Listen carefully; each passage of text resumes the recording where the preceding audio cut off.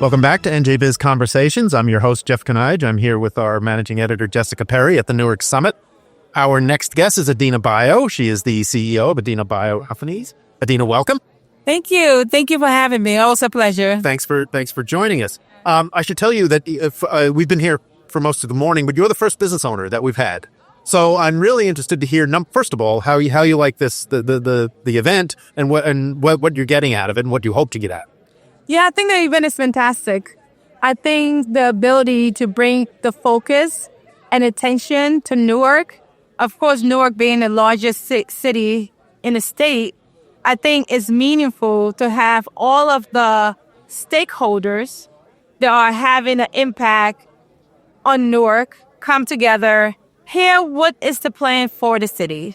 What does it look like 10 years from now? What does it look like for the next 12 months? Okay. So I think for me, it's always a joy to listen and see what's happening. So I think that the conference has been fantastic. Okay. Yeah. Now, you mentioned seeing what's happening in the next few months. I'm curious. You're a restaurateur, a real estate developer.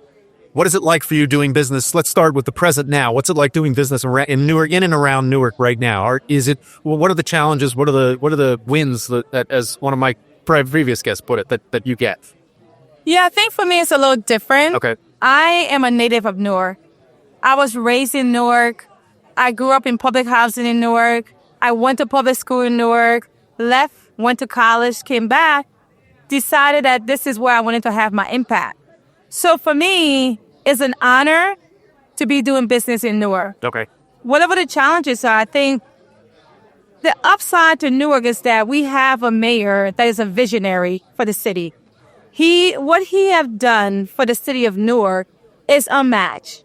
There isn't any mayor in the state right now that's doing what the mayor is doing for the city. Okay. So for me, it's an honor. But most importantly, what I'm doing is really solving issues and problems.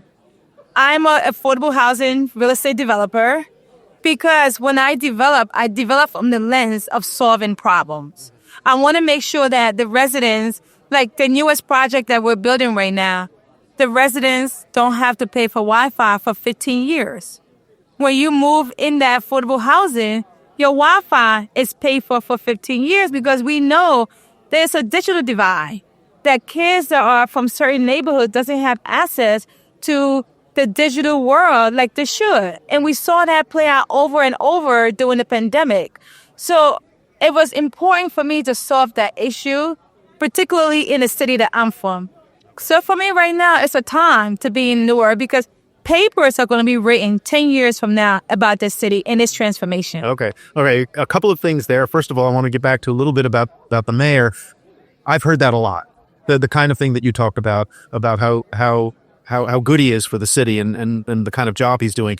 I'm curious though, what tangible about what he does? What do you see? What is it that makes him a positive for the city? I think someone that gets it, someone that understands that he doesn't have all the answers, but bring people at the table that have the answers. He doesn't walk around as a know-it-all, I'm going to solve. No, he knows what he knows, and he knows what he don't know. So I think for me, the tangible is having an open mindset. Okay. Understanding that there are issues that we are entrepreneurs and developers face in the city.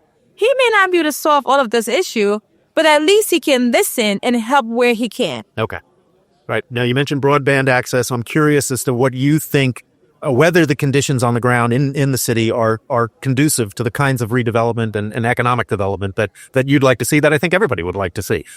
I think equality is one of the most important things that is going to make Newark or break Newark. I think the development on the ground are important, that the natives of Newark enjoy this growth just as much as the person coming from New York that want to come and enjoy the city. And I think for me, my focus is how do we make this growth equitable? How do we create a path for someone that grew up in Newark that want to live downtown still has that possibility as we grow and develop the city? So I'm heavily focused on that equitable path for me. And that's why I focus a lot on what does a person from Newark, average medium income look like? What do the rent they need to pay to still live and survive in the city. And that is my focus.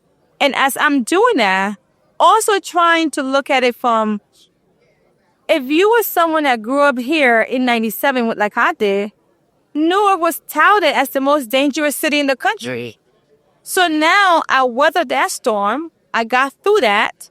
And now somebody else come to enjoy the most growth city in the country. Right. That don't seem fair. So we have to always understand that there has to be room at the table for all of us. Okay. Well, that's a constant balancing act, isn't it? I mean, I've heard that before too, and folks in your position and others in Newark, don't want it to become another Brooklyn. They don't want longtime residents to be forced out. You're on the front line of that.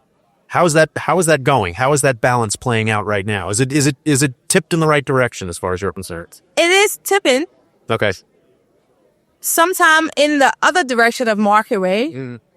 But I think the mayor is committed to making sure that we don't leave affordability out the conversation. Okay. So as long as that person is at the table that understand that affordability is something that needs to be at the forefront of all of these buildings that are going up, it's going to tip, but not so much. Okay. Right?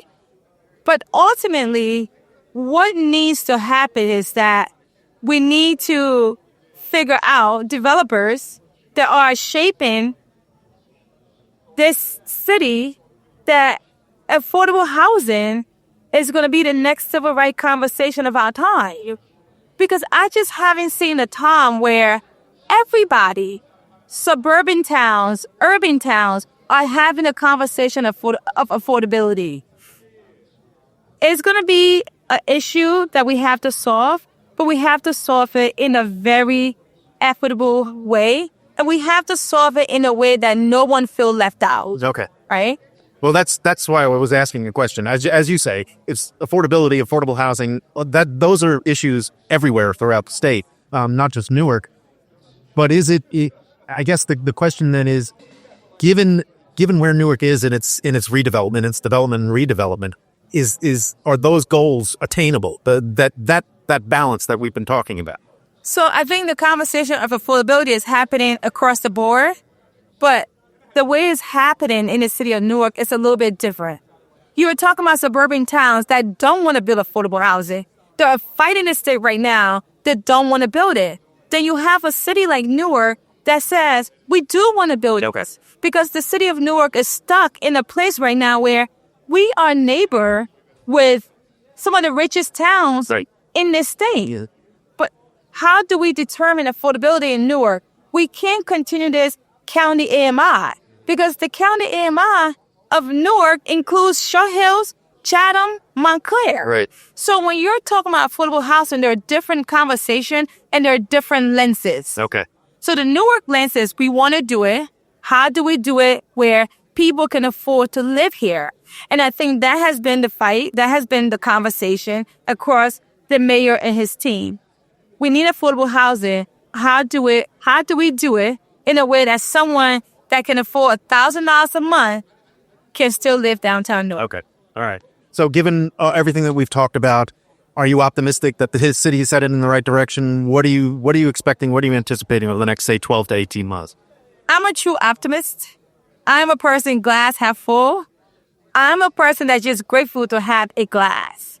So from my perspective, I think any conversation around affordability is optimism. Okay. Because there are towns that don't want to have it. So I do believe Newark is leading the conversation around affordable housing development because the fact that we're having a conversation in the first place is a win. And I do believe that the impacts developers such as myself are making in the city is going to show. Because I'm not just developing. Right. I'm developing to solve an issue. Being the first African-American woman to be awarded a 9% tax credit, I just didn't want to come in this space and be developing like any other developer. I know the issues, and I want to solve those issues as I develop. Okay. Well, we will leave it there then. Adina Bio Companies. I hope you come back and tell us how it's going. It's always a great pleasure to talk to you. Thank you. Thanks a lot. Okay.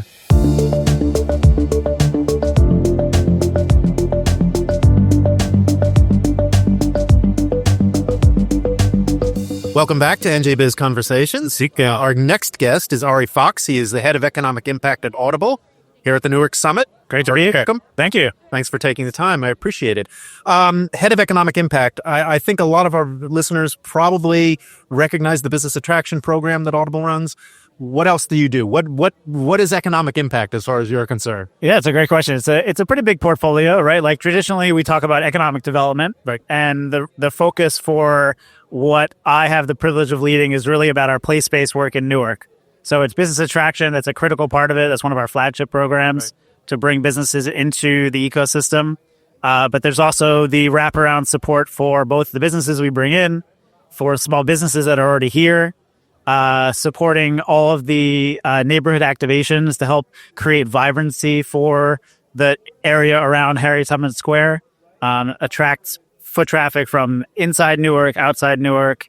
Beautification work is another key part of what we do. So Newark Artist Collaboration, I'm sure you've heard of, is something that's been going on for a while. And we continue to, look for opportunities to really just beautify vacant or underutilized spaces to help generate a lot of neighborhood pride for the community.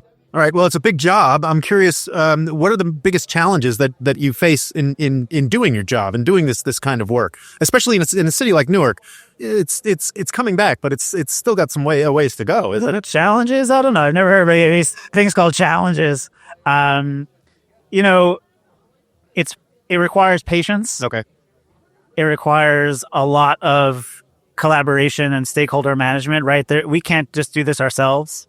So there are a lot of players involved, both at the city level, at the state level, at the nonprofit level, at the other corporate anchors and the institutions, to make sure that we're not just doing this in a silo, but that we're doing it collaboratively, thoughtfully, making sure that we're taking into account community needs, right? So it's not just us thinking, hey, this is what needs to happen for Newark, but it's understanding and listening closely to the needs of the community. Okay. Now, Audible is one of the most prominent corporate citizens in the state, in the city and the state. Oh, thank you. And well known and does great work. Do you consider yourself an anchor institution for the city? And if so, what do you see? How do you see your role in that sort of milieu?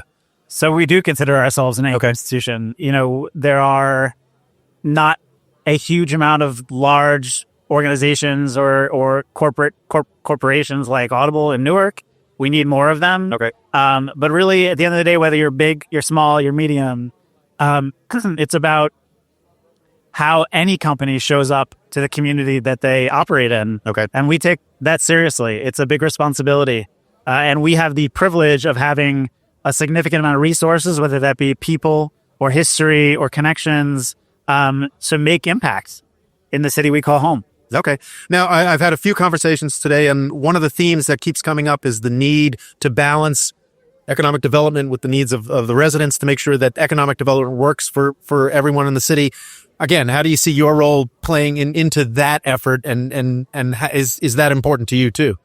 It is super important, right? Making sure, the simple things, right? Like making sure displacement is not something that happens as an account of you creating economic progress. Again, thinking thoughtfully around the types of businesses we're bringing into the community, making sure that if we can, the businesses we're attracting are perhaps locally owned. They're maybe an expansion, or they're a mom and pop business, or they're a founder of underrepresented founder.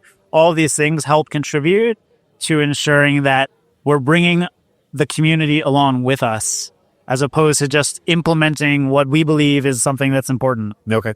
Now, an event, I mean, we hear a lot of that at an event like this. That's the kind of discussion that we're hearing. What do you hope to get out of this and out of this event in particular? The Newark Summit's the second one that they've held. Yeah. You're here. Obviously, you think it's useful for you to be here. Otherwise, you wouldn't be. So I'm assuming that you're getting what you want out of it. What are you looking for today?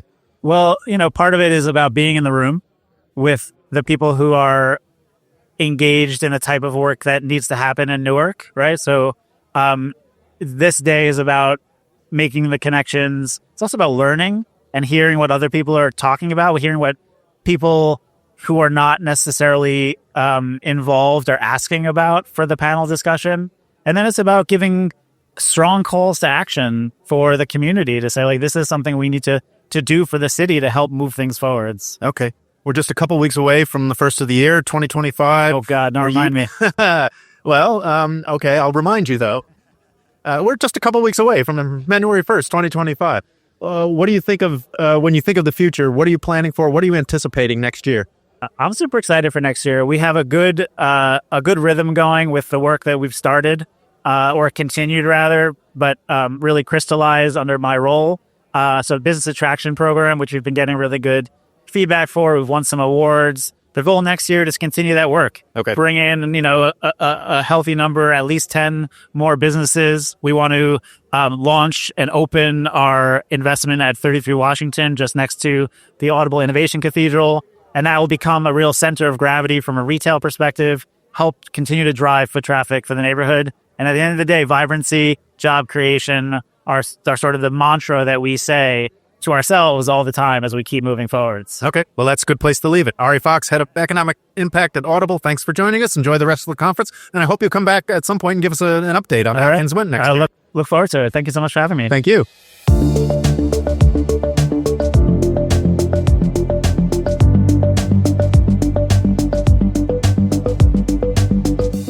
Welcome back to NJBIZ Conversations. We are once again at the Newark Summit. Our next guest is Ashley Mays. She is the Chief Real Estate and Marketing Officer at Newark Alliance. Ashley, welcome. Thanks for having me. Oh, thanks for stopping by. I appreciate it. You were just on a panel on innovative retail and placemaking. We talked to one of your other panelists, Marcus Randolph, just a few minutes ago. And one of the things he mentioned, well, first of all, let me ask about the panel. What did you hope to bring to the panel? What were the points you wanted, the main issues you wanted to bring across, and what did you take away from it?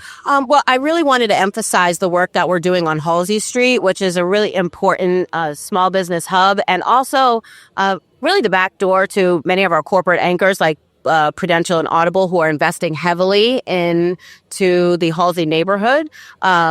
There's a vibrancy and authentic nature about Halsey Street with small businesses, again, with scaffolded with the corporate anchors, but it also has our major cultural anchors, NJPAC, Okay. The museum, Newark Symphony Hall. So Halsey Street is a really important focus for the Newark Alliance in terms of how can we help grow Halsey into a real thriving neighborhood and a destination. Okay, well, I know that Halsey Street was a particular focus for you, and you answered the question I was going to ask, was why is it a particular focus? The answer being it really should be a critical corridor for the entire city, yes? That's right. And our thought behind Halsey Street and all of Newark Alliance's work are identifying opportunities alongside the city of Newark. But with Halsey, we want to see how we can create kind of innovative strategies or interventions, but then also bring those learnings to other commercial corridors throughout the city, deeper into the wards. There was a comment during the Q&A about what are folks doing outside of the downtown. Okay. And so downtown gets a lot of focus, but this is exactly that. We want to take Halsey Street, which really brings to bear kind of the corporate interests and the major cultural institutions, but then take that impact throughout the city. Okay. And so how is it going? I mean, I know the Performing Arts Center is doing a lot of work. Newark Symphony Hall is undergoing renovations. How is it shaping up? What can give us an update on the kind of work you're doing there? There's wins and there's challenges, to be frank. So we have some exciting business openings, some national chains that have opened up: Panera Bread, Panda Express, which will be popular with the college students because Rutgers Newark is right there, and we definitely want to make sure that Halsey Street is a hospitable, fun place for college students as well. But to be frank, it's also very challenging for particularly like dry goods type of retailers with foot traffic. We're still coming out of the transition out of COVID with digging ourselves out of the foot traffic kind of inconsistencies. There was a lot of talk about residential pipeline being important, and it is for Halsey as well. As new residents are, and we build that density downtown, small business will benefit. And so one of the things that we are intensely focused on is making sure that the small businesses that are in the neighborhood and that have been in the neighborhood can hang on a couple of more years until there is more density to really help those businesses thrive. All right. What do you think is necessary to bring that density? What are the conditions that you think need to exist to make that happen? Well, there were more global kind of macroeconomic, environment with interest rates and that kind of thing. Okay. But we're already starting to see movement. NJBIZ development is well underway. They'll be breaking ground on the museum's new residential development. But Newark Museum is going to be building a residential building.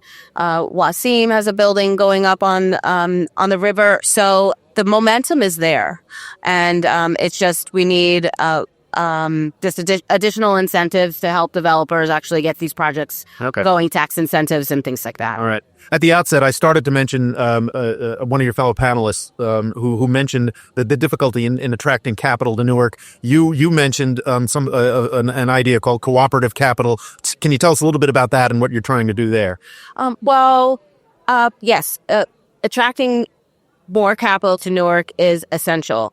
So what we've been doing is seeing how we can help channel philanthropic capital, microfinance channels, and how we could create essentially a network of a patient capital that essentially will act as that friends and family capital that a lot of entrepreneurs have, but particularly the ones in Newark that are underfunded and really pulling themselves up by their bootstraps need that extra infusion. So we're working to help marshal that capital and alongside non-traditional technical assistance programs. So when you think of technical assistance, you often think of training programs or things like that. We're looking at some more innovative models that are really more like fractional C-suite consultants that can really help work alongside entrepreneurs, help solve their business problems kind of alongside this capital infusion. So we're kind of in a fundraise mode now, talking to kind of more philanthropic players that are more familiar with Newark, but we're also talking to new folks as well. So hopefully pretty soon we'll be able to announce some new wins. Okay. Before I let you go, it's December. First of the year is coming up. Next year is going to be a really interesting year. The gubernatorial election in New Jersey, new administration in Washington. You mentioned wins and challenges. Are you expecting more winning or more challenging 2025? Oh no, we're expecting wins. We're preparing. We didn't really talk about it, but we have in 2026 the World Cup is coming to New Jersey, and so as a city, we're already preparing ourselves for that, and the opportunities that it really presents to put Newark even more so on a national stage and develop relationships with folks who can really see Newark as a destination. So we're really excited for that opportunity in 2026, and 2025 is really going to be about preparing ourselves for that. Okay. Well, I hope you'll come back and tell us a little bit more. Ashley Mays, Chief Real Estate and Marketing Officer at Newark Alliance. Thanks for spending the time with us. Thank you so much for having me. Thank you.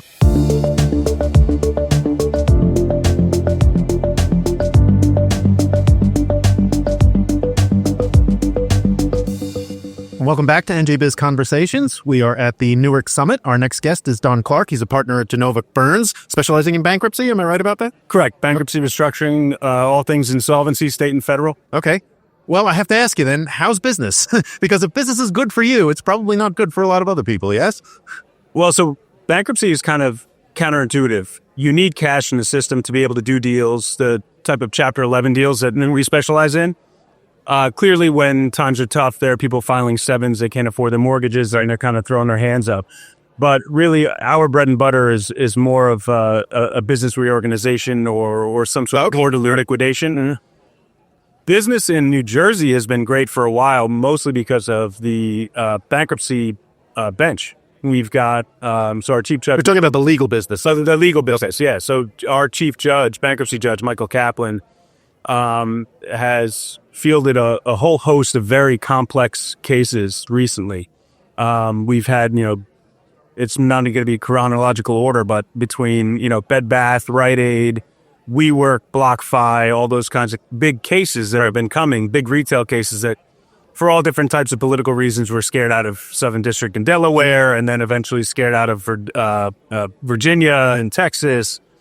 New Jersey was a hotspot for a lot of filings, and it's big business, tens and hundreds of millions of dollars in fees just to the local bar.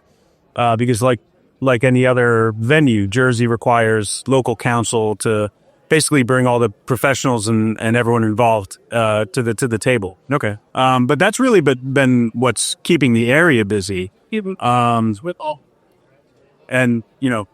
don't see it.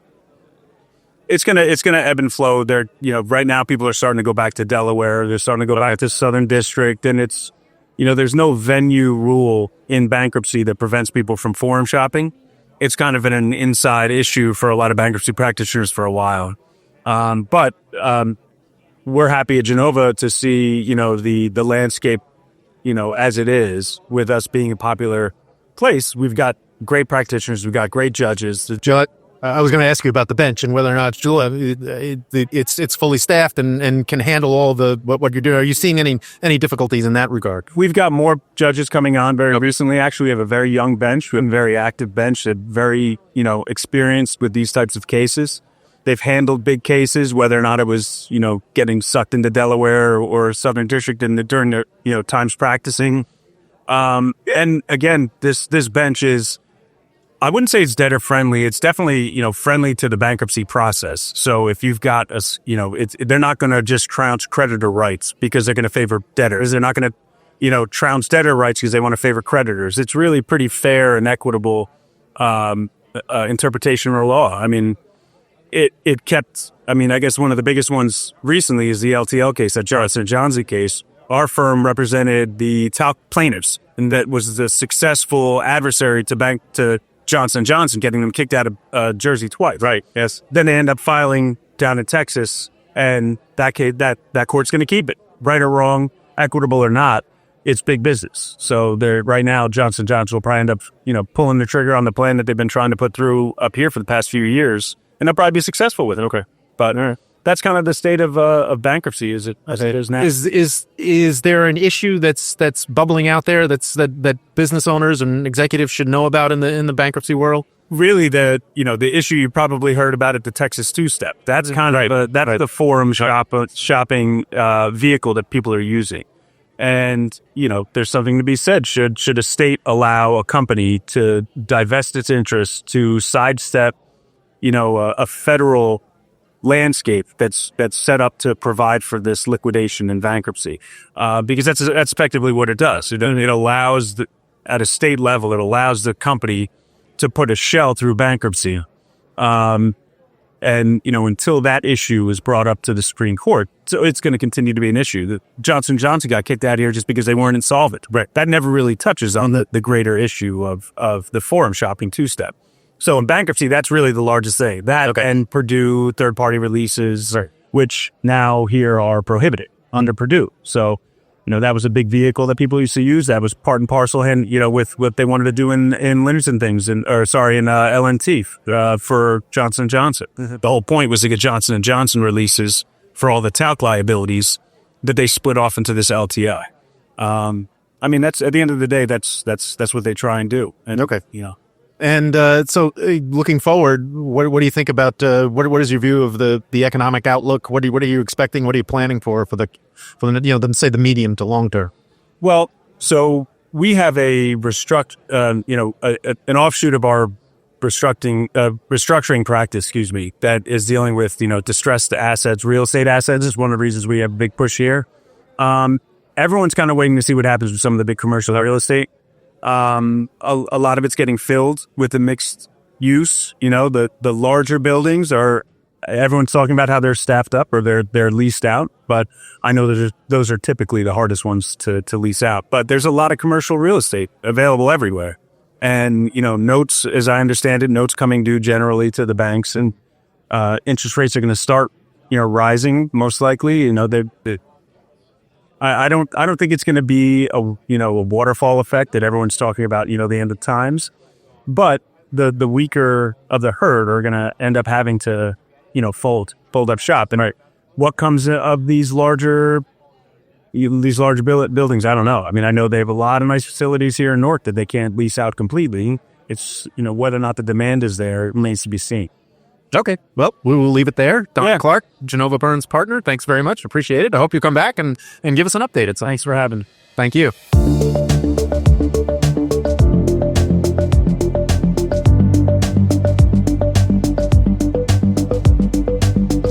Welcome back to NJBIZ Conversations. We are at the Newark Summit again, along with Jessica Perry, our managing editor. I'm Jeff Kanaj. Our next guest is Douglas Newman. He is the Director of Environmental Services at Dresner Robin, the land use consultancy. Douglas, welcome. Good morning. First of all, I'm curious as to what you're doing here, basically. What do you hope to get out of an event like this? Right. Well, our firm is headquartered in Jersey City, New Jersey. We're incredibly busy and have been real busy in Jersey City for decades now. Obviously, Newark is a stone's throw away from us, right? And so we're interested in expanding our footprint here. We do have some projects that we're involved with here in the city, but always looking for opportunities to meet with some prospective clients. Okay, Director of Environmental Services. I'm told that you do a lot of work in brownfield redevelopment. What is that subject like these days? What is that area like right now? Because there was a time when it was a major focus of a lot of economic development, a lot of businesses wondering how to handle that. How is it? What is your job like these days? I think my biggest challenge is that the rules are so dynamic. The regulations that we're being asked to follow that come out from whether it be the DEP or the EPA, for instance, it's just constantly evolving. So it is a tough job just to stay up to speed with all these ever-changing regulations and having to advise our clients of those ever-changing regulations. So that is a challenge of itself. We, from a brownfield standpoint, because we're so involved in downtown Jersey City, that was an area where industry thrived, right? Because of access to the water and to rail. So a lot of the Gold Coast, if you would call it, is some of the most it's the best land as far as access goes, but in many cases, it's some of the most impacted land. So the brownfield and the environmental costs for remediation and mitigation and things of that nature is a big challenge. Okay. A challenge, but not one that's difficult, that's insoluble. I mean, I'm guessing that their development is continuing. You're absolutely able to do the kinds of work. They're really, every site can be developed, but obviously there's a lot of arithmetic that goes into making decisions. Sure. What can we build here? What is the value of this land? What is it zoned for? Obviously the numbers have to work out. The math has to work out as far as that goes. But, some of these challenges take years to investigate and to remediate. So, timing is everything with real estate. So it's important to have a good game plan and a good schedule so that you can get these projects up and running in time. Okay. Now, you mentioned the manufacturing history in both Jersey City and Newark. There are a lot of barriers, challenges, obstacles to redevelopment in both places. Right. Where does brownfield and environmental issues rank in the hierarchy of difficulty? That's a really great question. Every site is unique and different, whether it be because of the past history or the types of contamination that they have. I think that for most of our clients' perspective, they come to us, they're less concerned about the details. They want us to focus on the details, and it's more about us trying to paint a picture to them. How can they develop the site? How can we come up with a roadmap to get them to the finish line? And, our job is to just figure all that out for them and put those pieces together, the permitting, the investigations, whether it be, flood hazard. Obviously, my department, our civil engineering department deals with flood hazard. Right. They're coming out with new rules. That's going to create new challenges for developing anywhere along the waterfront. Absolutely. Jersey City and Newark has a lot of waterfront property there. All right. So sounds like you're busy. You're expecting a busy year in 2025? Yeah. I think we're hoping to be busier. I think, when you're coming out of an election year, the economy doesn't really like uncertainty. So interest rates have come down. Hopefully they're going to continue to come down. And I think there's going to be more opportunities on the private sector side. We're very busy on the public sector side as well, doing infrastructure projects with clients like the Department of Transportation, Turnpike Authority, and things of that nature. So, looking forward to a good year. Okay, that's a good place to leave it. Douglas Newman, Director of Environmental Services at Dresdner Robin, thank you very much. I appreciate you taking the time. Thanks for having me. Thanks a lot.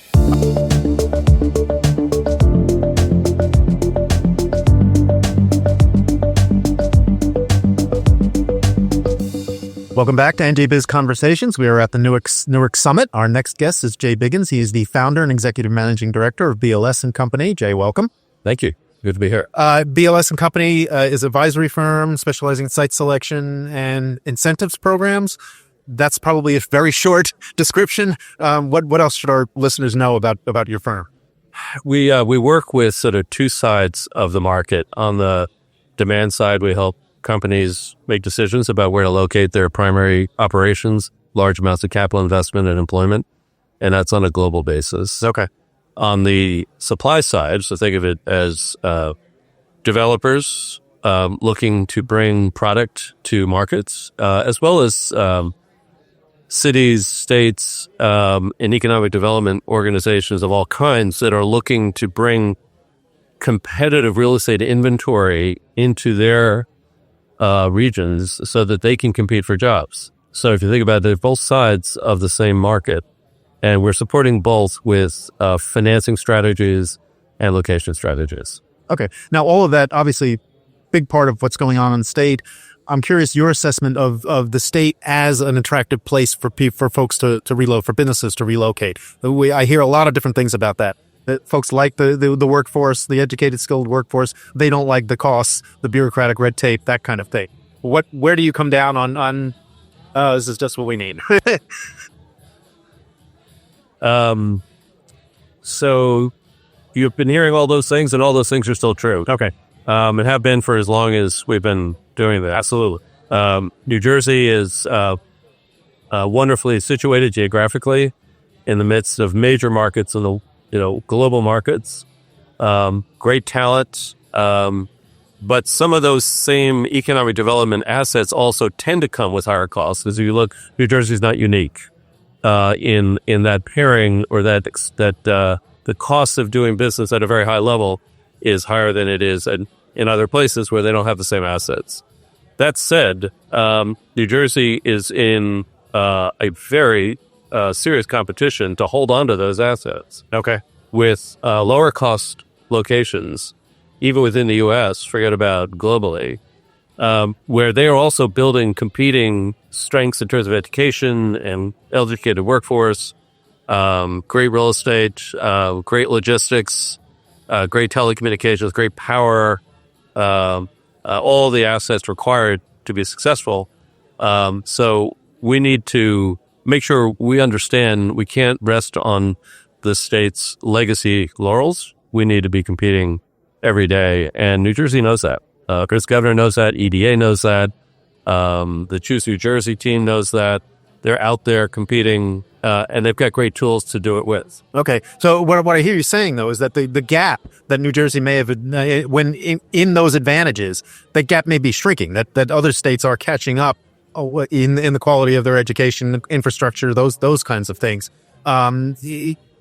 We may have to, if the state is to maintain that, what do we need to do? Is that solely at the state level, or is it is it going to the municipal level? It's municipal level and county level too. I mean, New Jersey is a home rule state. The way land use is controlled is all at the municipal level.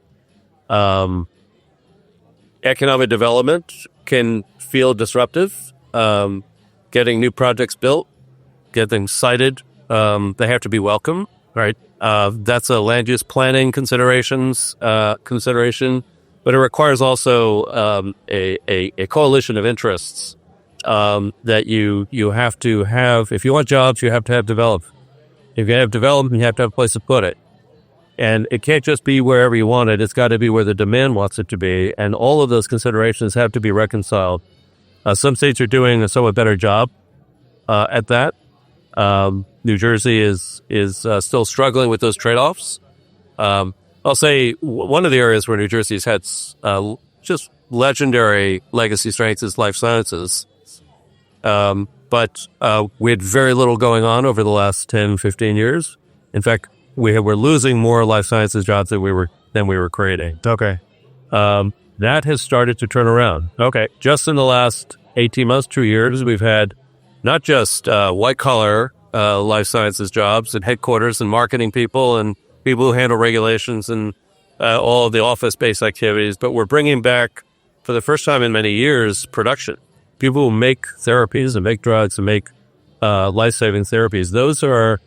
That's where the broader part of the pyramid is from an economic development perspective.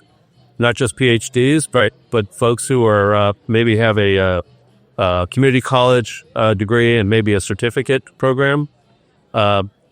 That's the broader part of the both economic and political pyramid where New Jersey has been making inroads.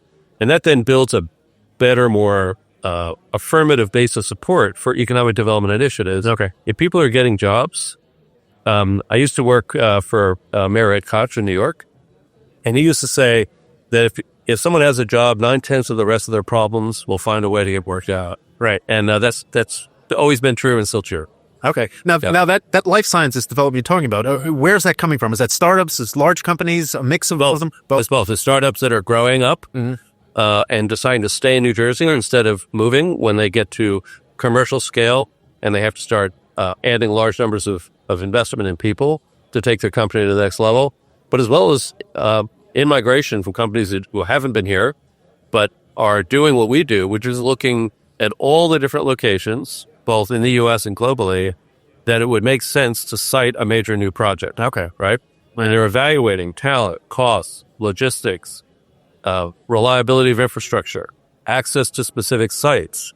So some of these are regional market considerations. Some of them are very micro site specific. All of that has to go into a very detailed analytic comparison. And it's fascinating to see how this competition plays out in our analytics, every day. The office is different locations are competing. Okay. They're competing in our numbers first before they actually compete in the market. Right. Okay. Right. On the ground. So New Jersey is in a fight every day, but it's actually starting to win some. Good. And that success builds on success. Okay. And I think the pump's been primed, and I think they're going to start seeing more of it. All right. Well, that's interesting. We are in Newark. How competitive is Newark? Newark is so we've been talking about life sciences, but Newark is a much more diverse market. It has some life sciences here, but it also has very rich fintech market, and a wide range of other technology startups and mid-stage companies, and as well as giant loyal anchors like Credential, Right. Which is a fintech company itself, as it's been sort of remaking itself to be competitive on a global basis. Okay. And the interaction between the big and the small companies in Newark has the scale, the diversity of employers, so that it really can be an ecosystem that is self-generating and self-improving. And I think that's attractive and will continue to be attractive in bringing new entrepreneurs into the city. Okay. And so when you look ahead for the future, what are the sort of trends that you're looking at right now that business owners, anybody thinking of siting here should be paying attention to? Where do you see the markets going at this point? Well, a lot of it's macro. Okay. Right. We have a new election in Washington. We have new trade policies. We have tax policies remain to be determined. We might have a number of distractions. You never know, but I will say that capital markets and business decision makers, they thrive better in a predictable environment where they can make plans and execute those plans.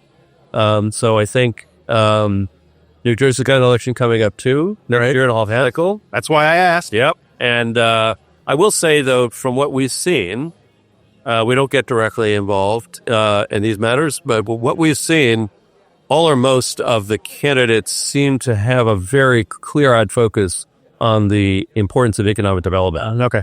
And of New Jersey to be competitive. Okay. All right. Before I let you go, this event, you were on a panel just now. What do you think of this event? How's it going? Did you get what you wanted out of it? Well, it's you end up, if you're speaking, you're giving along with all your panelists. Then what did you get I- on the panel? What did you want to get across? I think New Jersey's incentives programs are without equal in terms of the precision of design and thoughtfulness and scale. Which, however, in order for them to work, they need to be attuned to the capital markets, and that needs fine tuning from time to time. So I think that's and the state has shown absolute openness to making sure that the programs work for capital markets while at the same time being rigorous, accountable. That balance is fundamental, and I think nobody's doing it better. Okay. Well, that's a perfect place to leave it. Dave Biggins, BOS and Company, thank you very much for joining. My pleasure. Appreciate you taking the time. Thanks.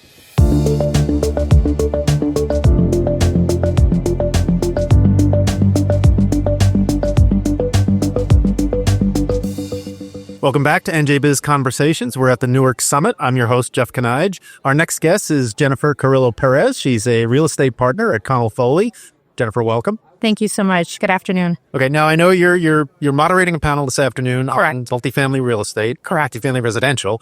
So let me ask you first on about the market here in Newark for multifamily residential. What's it look like now, and what are you expecting to get out of the panel? So thanks for having me. I will say Newark is bustling, obviously, and there is a housing crisis throughout the United States, New Jersey, and specifically in Newark. And with the high costs of home ownership, the rental market really is just continuing to grow. And I think that's why multifamily development is just so pivotal and so important in urban centers. Not only does it provide for density, but it provides for that much needed housing shortage that really exists. And Newark, unlike many cities who are now, those other cities only now starting to trend, have a commitment and has made a commitment for many years to ensure that any new development that's built also has an affordability component. So we're talking about new development, rental development, much needed, and an affordable component, which is amazing. So the market in Newark right now is booming. A lot of interest, a lot of development happening, and a lot of new development in the pipeline. Okay. Actually, I was talking to a real estate developer earlier today about what it was like to work in Newark and about what it was like for her to work in Newark.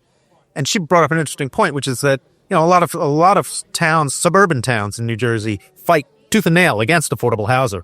But there's a real demand here in Newark, and there's a real movement of folks who really want to build this. Are you seeing that? And does that dynamic play out in the market? Listen, there is a need for affordable housing everywhere, in suburbia as well, right? But let's be honest, I think the urban centers is where you see the diversity in incomes, is where kind of it exists, right? So is there a need? Absolutely. Is there a need? Is there a market? Absolutely. But you need market rate to build affordable. They have to go together. There's no market without it unless you're really doing a heavily subsidized type of project. And New Jersey, for the most part, does have a lot of opportunities for developers to provide for those funding gaps for affordable housing, whether it be through NJHMFA. There are various tax credit programs or other funding mechanisms. New Jersey EDA has the Aspire program, which is really now picking off. I think Newark has 5 or 6 projects that have been awarded Aspire funding. So there is a market here. And I really don't see too much pushback from the development world, because in addition to trying to receive, financial support, there is an unspoken level of support you need. You need community buy-in. And you're only going to get that in urban centers if you kind of give the community what they need, and they need affordable housing, and that's what developers are catering to. Okay, well, there's a lot there. I wanted to go back to something you started with, and that was the market rate portion of it. Yeah. Are you seeing how strong is that? Is market rate in Newark? I'm asking because I'm thinking of Jersey City and those giant skyscrapers that are going up. You're not seeing so much of it in Newark. I know. What is the market rate like in Newark at this point? We're not at Jersey City levels yet, but we are still the largest city in the state. I do think there's a lot of potential here, and we're starting to see companies now coming in and reinvesting in our city. Okay. So I think it's there. It'll come. Okay. Now, in residential, when you look around the city, you see we do see a lot of economic development. Not on the level of some other places. How can that really take place if you don't have that residential component? I mean, don't you need a sort of a critical mass of people who live in the city rather than just the people who come and go and leave? Come in at 9 o'clock in the morning and leave at 5 o'clock at night. Yeah, it's that movie, right? If you build it, they will come, right? And so what we're doing is that's why you see so much investment in the downtown. That's why you see these towers going up. You have, and my panel has the 5 development teams that are actually developing the largest projects in this area, with the exception of Iberia, which will be in the Ironbound. I'm counted to that one, but you have J&L, right? You have Bolton Development. You have the Boré Development. They are trying to build multifamilies, but at a huge scale. You have 200 plus units in the downtown. So though they will be contributing to that number, and then the business will obviously grow once the people are here. But, there's still an interest. Like, I'm a Newarker, a native Newarker. I don't live here anymore, but my heart is still here. And I come to eat here. I come to our dry cleaners here. I come and I frequent the businesses here. And I think people are willing to travel within the city, right? Because we're like, if you want good seafood and Portuguese food, you know where you're going, right? If you want to go to the Northwood, you're going to get some good coffees and bakeries there. So I do think people are certainly going to cross the lines in the wards to visit, but we definitely need more development. We definitely need more bodies in the downtown and some of these other neighborhoods that once housed a lot of people, that they're trying to rebuild those areas, particularly to bring them back. And then the businesses will come. Okay. Now, you mentioned you're on a panel later this afternoon. Yes. What do you hope to get across from your perspective? What is the most important takeaway you want people to come from that? I think what's important are the trends. There are certain trends that we looked at 2023 and 2024, certainly 2025 with respect to how tenants have actually changed. What they needed 4 years ago is not what they necessarily need today. The COVID pandemic changed that. Certainly. I think the financial market is definitely very difficult now. Construction costs are very high. And I do think, without getting into politics, I think the shift in this, with the changing of the administration is going to change some things because it impacts regulation, right? And so I think we're going to try to extract, at least I'm going to try from our panelists, really what it takes financially to build multifamily development, some of the hurdles they see, and some of the trends for the new year. Okay. Well, you mentioned what's coming in the new year. We have a gubernatorial election for an open seat. There will be a new governor at some point next year. What is your outlook? What do you think of what's going to happen? What do you expect? Positivity. I am not saying. I think we have so many great candidates. New Jersey is a wonderful state. I think it's too early to tell, but there are very, very many qualified individuals there, and I just hope whomever we get will always hold fast to kind of what our principles are here, which is providing quality, good development, creating density, and a beautiful state and place where everyone wants to come and live. We have Netflix here now, and movie theaters and movie cinema production companies starting. So I do think the potential's there, and I'm glad people are recognizing it. Right. So it sounds like you're a little bit confident about what's going to happen next year. Or confident. What's the alternative, right? No, I'm always confident. I think you have to kind of be. And generally, when you're seeing the interest, I'm getting cold calls on development projects constantly. That interest just speaks volumes. Like those phone calls definitely demonstrate to you that there's interest. Okay. We'll leave it there. Jennifer Perez at Sol Foley, thank you very much for joining us. I appreciate you taking the time. Thank you. Thanks.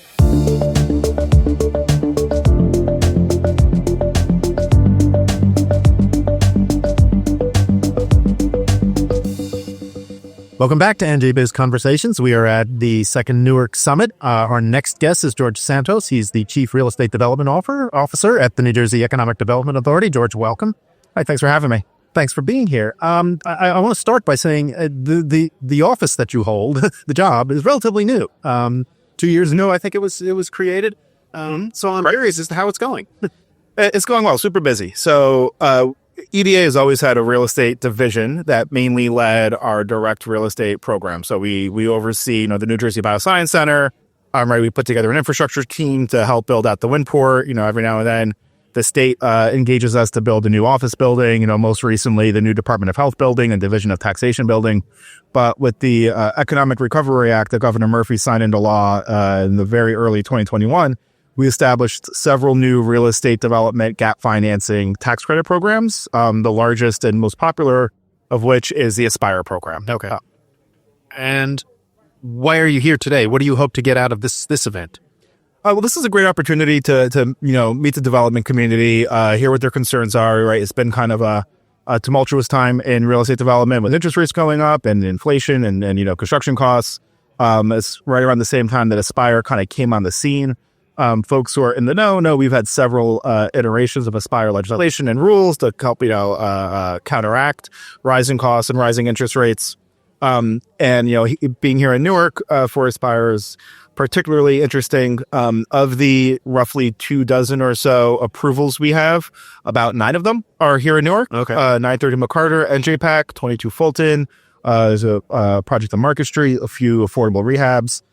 So there's a lot of activity with Aspire in the state right here in Newark. And that's setting aside all of the other grant programs and everything else EDA is doing here in Newark. All right. You mentioned a couple of things. The market in general, interest rates are higher than they were. Prices of raw materials, things like that. Construction business is still struggling with those kinds of things. How do you look at the market now? Let's keep it to Newark and some of the urban areas rather than sort of try and get your arms around this whole thing. I mean, I think the sense we've gotten from the development community is that there's been a lot of uncertainty, in terms of the legislation or in terms of what's going on in the market. And I think folks are, we have the election behind us. There's still some uncertainty now with interest rates and kind of what the direction they're going to go, but everything seems to be settling down.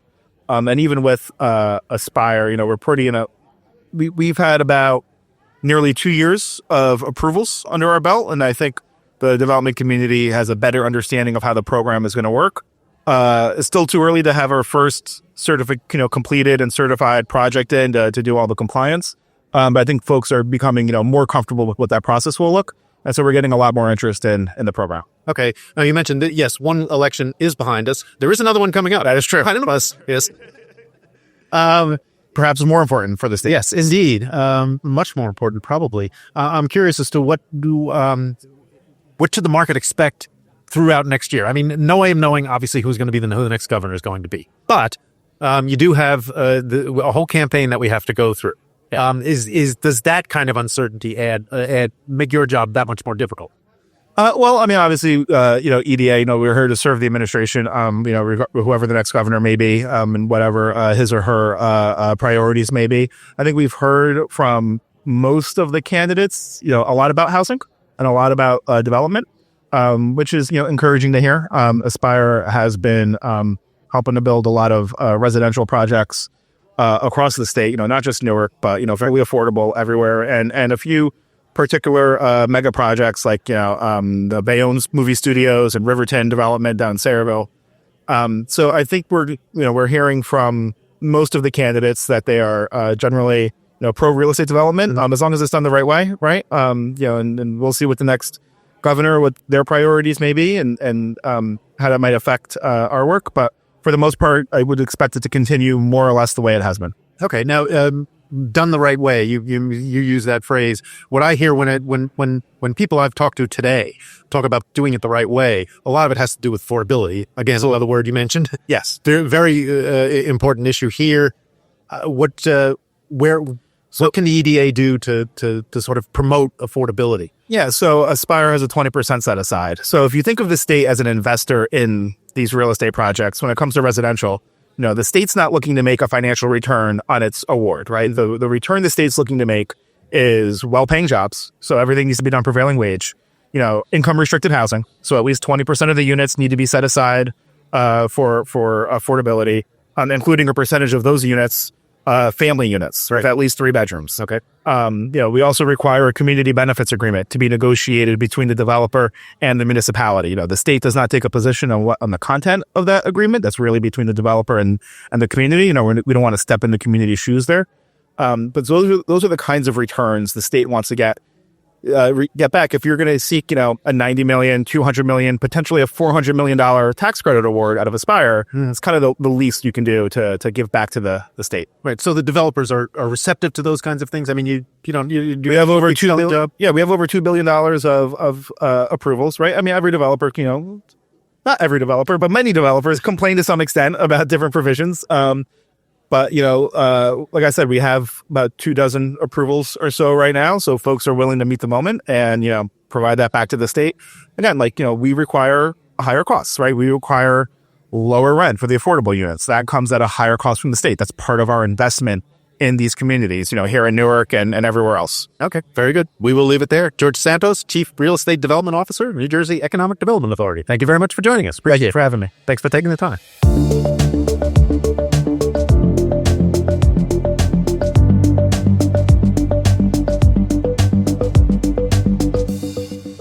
Hello and welcome to this special edition of NJBIZ Conversations. We are at the Newark Summit. I'm Jeff Kanaid, your host, along with Managing Editor Jessica Perry. Our guest right now is Latha Reddy. She is the Senior Vice President for Inclusive Solutions at Prudential Financial and Chair of the Prudential Foundation. Latha, welcome. Thank you. I know you were just on a panel. Can you tell us a little bit about what your main takeaways from that were and what you think about the event in general, the Newark Summit in general?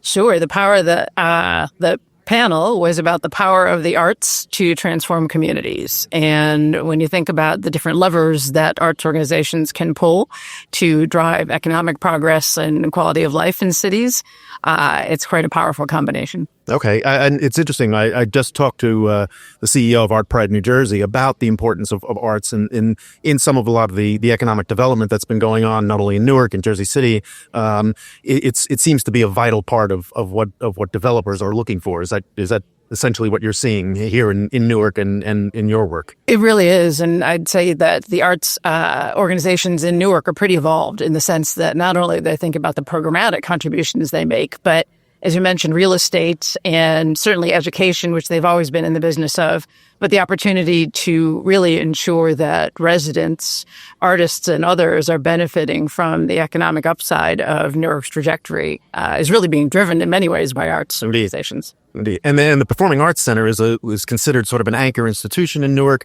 as is Prudential and the Prudential Foundation. I'm curious as to what you see the company's role in and your role in that universe, among the anchor institutions in the city. Prudential's role as an anchor, as is any organization that thinks of itself as an anchor, is to figure out all the different ways that it can use all the different resources at its disposal to drive progress here in Newark. And so for us, it's financial capital, it's human capital in the sense of the time and talent of our executives. How can we bring all that to bear to the issues and the opportunities in Newark? Okay. And so what do you think? I mean, you're also involved in issues of inclusion. What are your biggest challenges right now, do you think? Right now and then moving into next year, which is going to be a pretty interesting year around here. I think one challenge has been something all of us have faced, which is regaining momentum post the pandemic. Okay. Newark was on a clear trajectory, and then everything, as it did in the rest of the world, came to a halt. And so while construction continued, there are fewer people in the city. Certainly the residents have been here and will always be here. But how do we continue to attract tourists and new residents and continue to fuel the life of the city through new opportunities? All right. What do you think is going to be the catalyst to get that going? Or is it happening now? Or do you think that something else needs to happen to really get that trajectory back as you described it? I think the catalyst is leadership, and I think we've got that. We're very fortunate to have a mayor who is very pragmatic and progressive, and he understands that balance and is leading with an incredible vision. And wants to get things done. So it's not just talking about it and painting a picture, it's actually executing against that. And then we have a set of highly collaborative leaders at institutions throughout the city who are working together every day to bring that vision to life. Yeah, well, it's interesting you mentioned the mayor because we're hoping to talk to him later. And the truth is, when I talk to folks like you, community business executives who work in and around Newark, and I ask them about what they think of the mayor and his administration, it's universally positive. I mean, not almost universally positive. What is it about the mayor and his administration that really makes it work here in Newark? I would say that it's collaboration. Again, it's an instinct, right? It's not just something that people talk about. So we can have hard conversations, right? It doesn't mean that those don't happen. It just means that we all have the same end goal in mind. And I think that's probably the most important part, actually, is that we're all striving for the same things. We all are centering residents at the heart of everything we're doing to make sure that they first and foremost benefit from, again, the upside here in the city. And I think once you have that and establish that, everything else just falls into place. Okay. So you sound optimistic about getting that trajectory back. Am I right about that, or am I? I don't want to put words in your mouth. I mean, because I was the question I'd leave you with is, how are you feeling about the future, about the next, say, 12 to 18 months in the city and where it's going? I'm feeling incredibly positive and optimistic about the future of the city. It's an incredible city with an incredible set of assets and incredible leaders, and there's nothing we can't do. Okay. On that note, we'll leave it there. Latha Reddy, Senior Vice President of Prudential Financial, thanks very much for spending the time. I appreciate it. Thank you for having me. Thank you.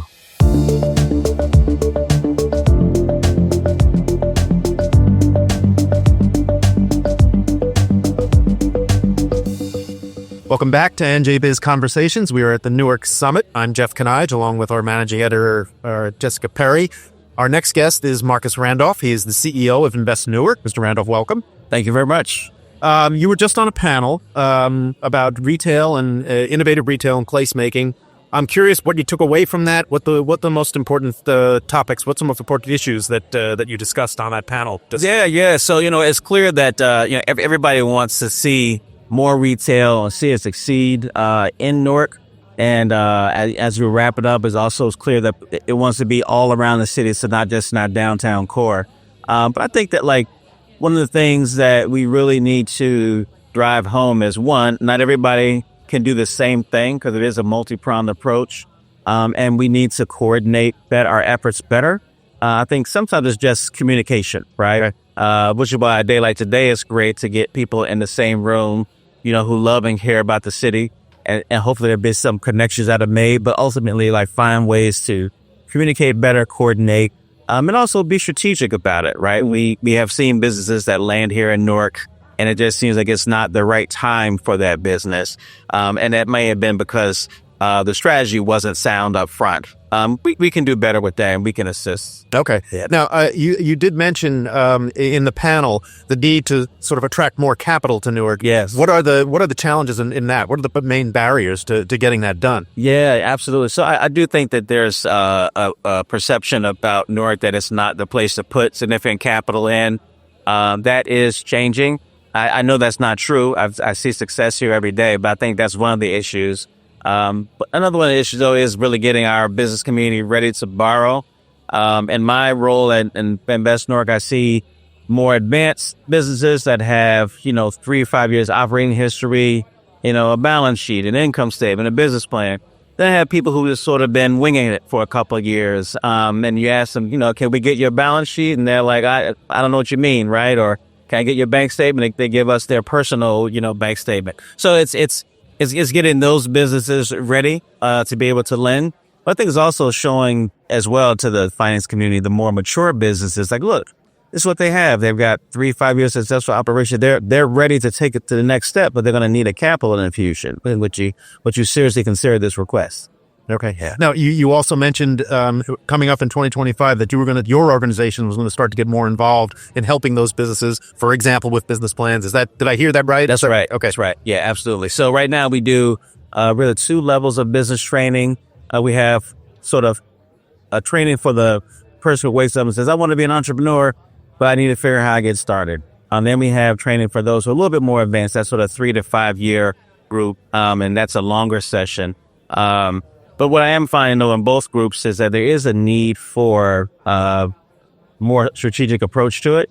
I plan to move us into business plan development support, even just a thought partner, right, to come in and sit down, give them a 1 hour session or whatever it might be. Tell us about your idea. Let's bounce some ideas back at you about why this may or may not work. All right. Now, Invest Newark, one of your main goals is to try to encourage prosperity or nurture prosperity for all Newarkers. That's right. A major problem in wherever there's economic development in a revitalizing city like Newark. How's it going? What do you think things are? How is development moving along now? Is it going on the trajectory that you would like to see it? It is. Things are going well. My colleague Ashley Mays mentioned the number of units of projects that have been approved. Of course, we all know approval is one thing, like getting a finance coming out of the ground is different. But even those that have gotten their finance, I mean, you can just look out this window today and see the number of projects that are either going up or recently have been completed. So things are moving along. I do I confidently can say I expect that in 5 years, we'll look out this window and this landscape is going to look very different. Just looking at what's being worked on right now. So things are happening. Could we use more people to maybe speed it up a bit? Sure. Could we and improve processes? Absolutely. Who can't improve on a process? But things are happening, and I like what I'm seeing. All right. And you mentioned this event. There was a place to bring people together. Are you getting out of it what you were hoped to get out of it? Yeah, absolutely. I mean, this is the second time in our second year in a row participating. It is wonderful to come in the room and see a group of people who are really committed to Newark. It's also nice to take a little break this time of the year as we're about to wrap things up, right? And just chat with people and see what they've been working on and what's coming up for them in 2025. I think it's a fantastic opportunity to network and hopefully organically grow relationships. Okay. And we will leave it there. All right. Randolph, CEO of Invest Newark. Thank you very much for Thank you very much. I appreciate talking to us. Thank you. Thanks a lot.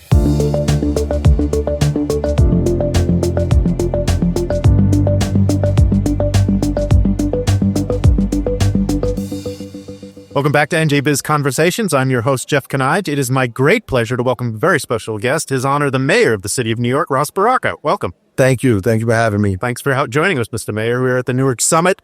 I wanted to start, first of all, by asking you about this event. There's a lot of people here. They're doing a lot of talking. What does this mean for the city to have this here? And do you get actual benefits out of an event like this? Yeah, I think so. I mean, even the immediate benefits, people got to go eat. They go hang out and get to see the city. So it's always an opportunity for us when people gather in a city, like any city, whether it's a convention, a large one, a small one, a gathering, a meeting. The city benefits in many different ways from that. As I said, immediately by folks going out and partaking in the restaurants and the businesses that we have, but also looking at the city and see what's going on. It helps them get a different outlook and view of what's happening in Newark. Indeed, it does. And you do have a lot of different kinds of people here. Are this the right group of people to be talking about in economic development? I mean, yeah. I think there was a diverse crowd downstairs of folks, business folks, college students, people from the public sector, not just government, but nonprofits were down there, some local residents as well. I think it's a good mix. I mean, if they could be more deliberate about the mix, it'll make it even better. Okay. Now, I'm curious about your relationship with the business community, because when I talk to corporate executives and business owners who work in and around Newark, they are universally happy with you and your administration. Nothing but praise. How do you assess your relationship with the business community? How do you balance their needs against the rest of the residents of the city? The whole job is a balancing act. You're not just balancing the private sector, the residents, the public sector, your vision, your plans versus what other people think should happen. But the private sector, me coming in and making sure that we worked closely with them, and being very honest and collaborative about what it is we wanted and needed, and very transparent about it. Whether we agreed or not, just the willingness to sit down and build relationships and talk through these things. Any new business that's come to Newark, we've brought them here collectively. There's nothing that I did by myself. If it wasn't for Prudential or Newark Alliance, all these other folks helping us bring Mars or McKinsey or these folks, we actually have a process, a plan. Like, I'm the last person on the totem pole. They talk to them. I close the deal, but those guys make the deal possible.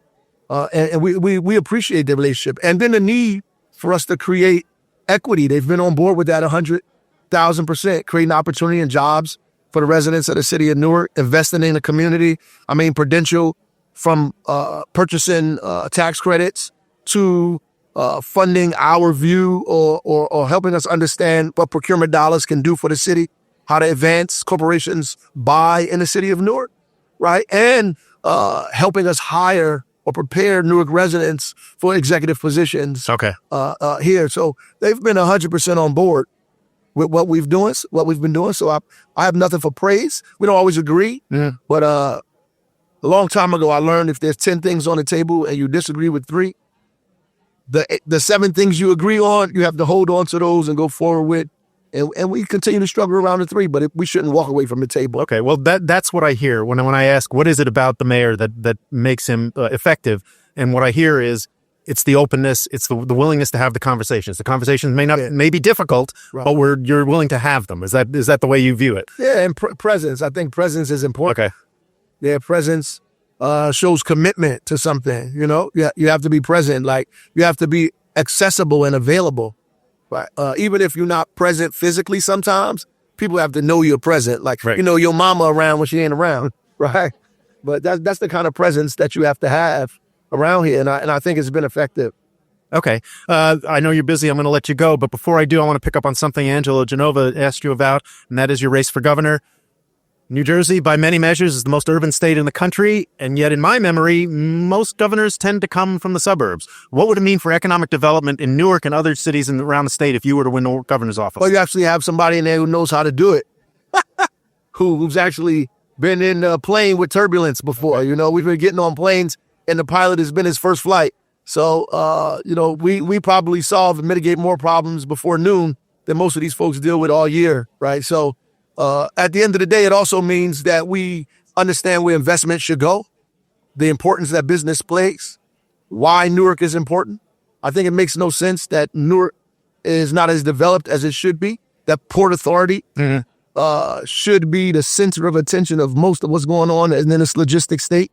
That the train station should be overly developed at this point. Talking about millions of people that are going in and out of this corridor. That Camden should be a bustling and overperforming city. Right. That the state's capital should not look the way it looks. I think we're not investing in the things that will traditionally make other states money. Our money is in these cities, right? That's where the commercial corridors are. That's where they exist. They don't exist. Either we develop in the farmland and making sure that we're producing and manufacturing, or we're developing cities where commerce is happening every single day. The Port Authority, the Newark Seaport, is the second largest seaport in the nation. Right. Right? When Baltimore Harbor fell, the bridge fell, everybody came to Newark. There's no reason we shouldn't have a modernized port, a larger port, that we should be working with NJIT, the port community, local government, to figure out how to make that port not only the number one port in the nation, but the most modernized port at the same time. Okay, we will leave it there. Mayor Baraka, thank you very much for joining us. I appreciate it.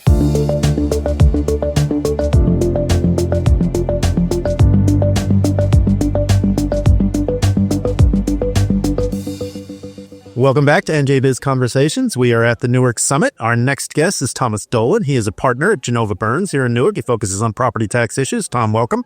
Thank you. I'm excited to be here. It's a great event. And, let's start there. Tell us about what you're doing here and why and what you hope to get out of it. Well, I'm here because Angelo Genova is one of the main sponsors here, and he's been here all day. So that's one aspect of it. And then the other aspect, of course, is all the great real estate professionals here. It's a great networking event.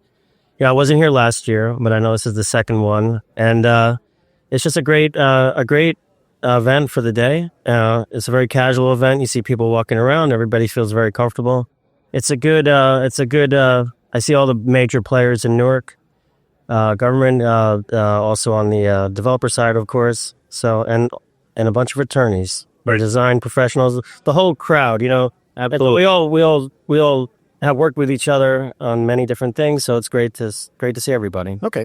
And property taxes is basically everybody's favorite subject. Yes. So everybody's paying too much. Right. For that. Well, that's what I wanted to ask you about. That's the feeling. Is New Jersey is as a reputation as a high tax state, high property taxes is part of it for businesses as well as homeowners. We'll stick with businesses for now. Yep. Tell us, what is it going to take to bring that down? Is it? I wonder if there's actually anything anybody can do about it, short of completely remaking the entire way the state collects and distributes revenue. But you're the expert. You tell me. Well, I will say high taxes keep me in business. I don't really complain all that much because I focus in lowering tax burdens on a variety of ways. I do property tax appeals, lowering the assessment. I also do property exemptions. We do pilots for new development, the long-term pilots, and the 5-year abatement. So the idea of high taxes, that keeps me in business and keeps everybody calling me. Why is it so high? I read a book a long time ago, Municipal Madness. All the municipalities. Yes, it's a classic, right? It's a classic, right? It's a must reading for anybody involved in Newark, New Jersey politics, or just wanting to understand why things cost what they do here. But everybody has their little fiefdom, right? Everybody has their own police chief. Everybody, they don't generally they don't share municipal services. So that's out of the gate. And it's also more expensive to live here generally. So everybody has to get paid more. And that's just the system we have. I mean, New York pays their fair share too. Right, exactly. And, it's basically the high income states, we pay a lot in taxes. And the SALT deduction cap, there are a lot of people on the homeowner side.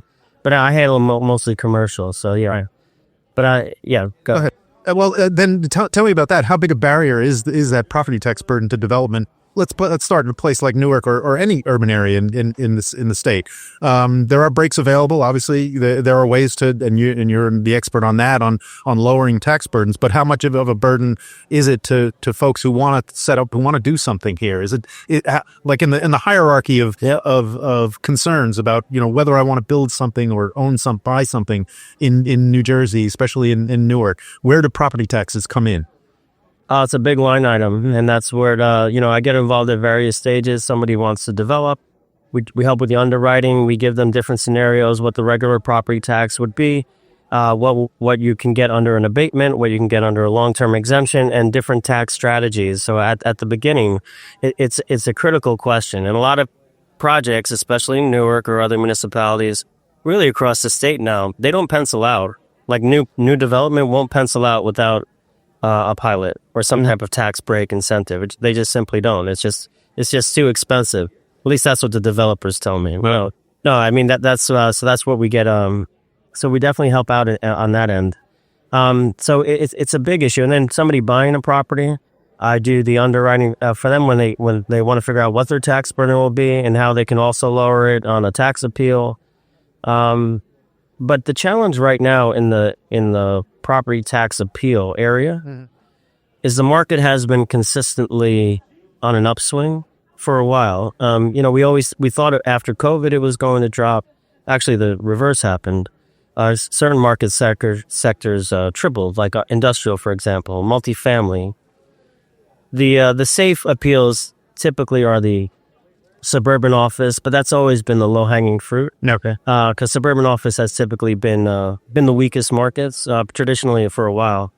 But so it's harder now to lower on an appeal basis because the market continues. Although we are seeing a flattening now with the interest rates being high, and so I do think it is a cooling off period. And so what's happened over the assessments? I lower your taxes on appeal by saying that you're overassessed, right? And that's the assessor puts the assessment on the property, right?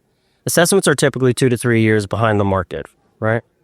So when it's an upswing, it's a quick upswing like we've had, the assessments are low. So a lot of the properties for the past few years have been underassessed. Okay. People come to me, they're still paying a lot, but there's not much I can do because I have to deal with the value of the property as it relates to the assessment, right? But what you see now is the assessments have been rising because municipalities have been aggressive, raising assessments to the new market level because they want to generate revenue, or they filed what's called reverse appeals. Municipalities have been filing tax appeals to raise assessments. So that's been a lot of our work recently, is fighting municipalities from raising on an appeal. Okay. And so we defend against them. So overall, what's happening is the assessments have basically been brought to a point where they're more consistent with the market.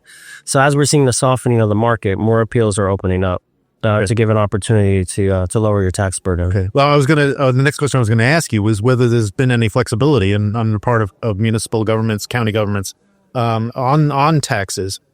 Especially if they want the development, and most of them do want some form of economic development, and property taxes are a burden. Is there any flexibility? Do you sense that? What I'm hearing you say is no. I mean, if they're doing reverse appeals, clearly they're trying to to just collect as much in taxes as they possibly can from their existing base. Well, exactly, it's from the existing base, right? So there's two different components here. So the existing property owners are getting hit with the reverse appeals or whatever. And so once you're in, they're going to tax you as they see fit. Right. Look, we do cut deals all the time. There are still properties that are overassessed. My job is people come to me with their assessment, and I do an analysis, and I look to see if it's a good appeal or not. And so you do still have areas. Jersey City in particular they got a little bit over aggressive in my opinion in recent years, and so because the market was very hot, but then they pulled back a little bit. So there are some fertile ground there. So those are the existing, right? Not much flexibility there, right? Unless you find the good appeal. Because the assessor, they're straight, they cut it like they're supposed to. They value it they assess you based on your value, and that's most of them are by the book, and so you have to find the cases that are over assessed. But the other where they are flexible, and you see it more now, are in these pilot programs, these long-term tax exemptions, and these 5-year abatements. It's something that started in the urban areas back with urban renewal, and you got these Prudential, for example, in Newark was one of the early long-term pilots under the Fox Lance law. It was one of the early adoptions of it, and so it started in the urban centers, but now all across the state in New Jersey, you see all these different developments with long-term pilots. I've handled so many that were first time in municipalities. West Jersey, not urban centers at all. So when they're attracting business, you do see them being more flexible in understanding the tax burden.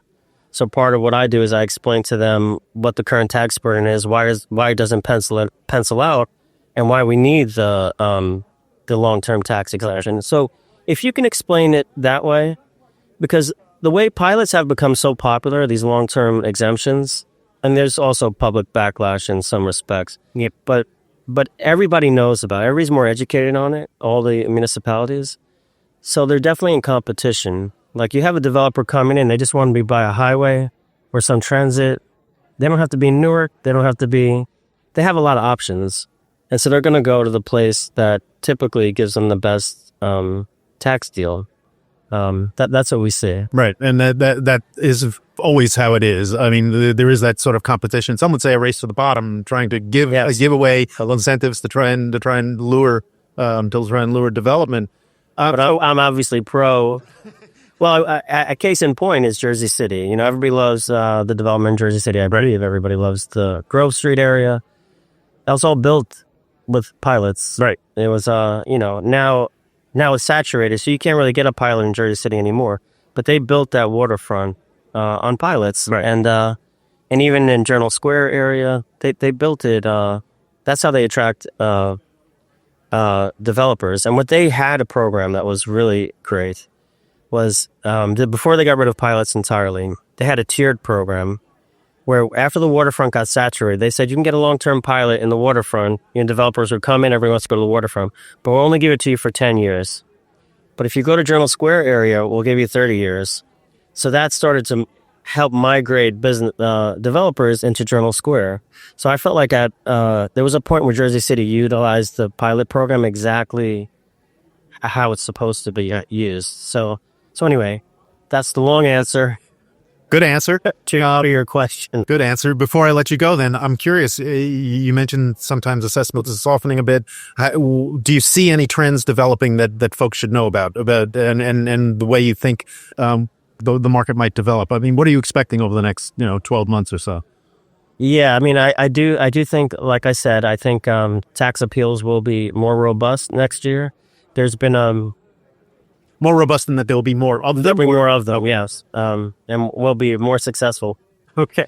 So just as a brief example, so in terms of the appeals filed, if I in a 10-year span, I think there were probably about 20,000 appeals filed in the state tax court. This year there's about 10,000. Okay. So it shows you it's about half of what it used to be, but we're hoping